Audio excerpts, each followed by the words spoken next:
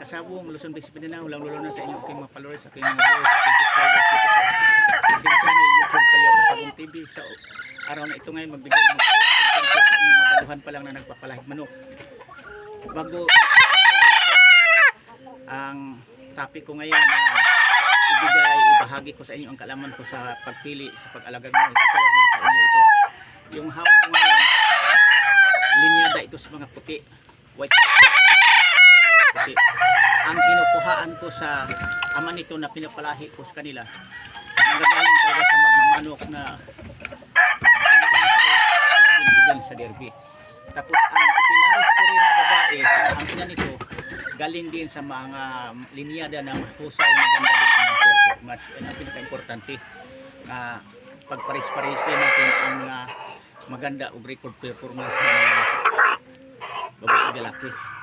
Para ang kalabasan sa kanilang mga anak doon makukuha sa ama nilang sa ina na mga maganda ang mga performance.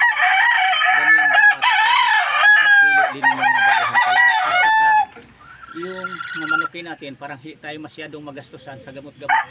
Tulad dito na pinipili kong mga dinamit kong materialis, hindi ito sila nakaranas ng sipon mula pagka di-old, naglakit sila, hindi nakaranas ng sakit-sakit. Kahit sipon, hindi ito nagsipon mula pagkasisir. Kaya healthy silang nasigasihan. Yan din ang pinaka-importante sa pagpili natin.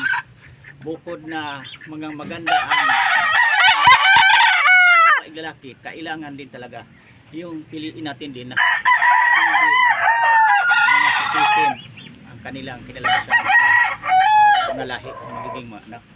Yan ang resita. Nabaguhan pa lang. Kasi sa kamahal ngayon ng bilihin sa feeds, pagkain ng mga alaga nating mga manok. Tapos ang ialagaan natin lahi ng mga sakitin, lugi tayo kasi mahal na ang bilihin ngayon na gamot sa manok, mga antibiotic. Yan ang pinaka-importante dito sa pag na piliin talaga natin yung mga linyada nga hindi mga sakitin. Kasi ito yung sa akin kasi ang proseso ko sa ginagamit kong materialis, hindi talaga mga sakitin. Yan ang pinaka-importante dito kung magmamanok man lang tayo.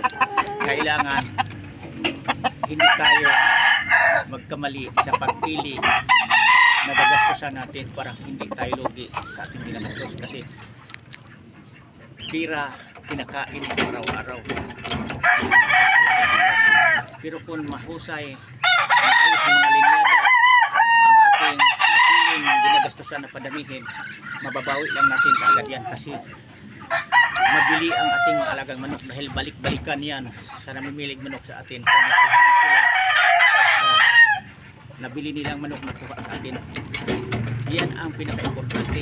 Kasi pag hindi mahusay, maganda ang performance, tapos may bumibili sa iyo, hindi na yan bumabalik sa iyo kapag hindi nila makinabangan, hindi sila masihan. Pero kung na kumikita sila, kung ginagamit nilang panglaro, balik-balikan ka ngayon.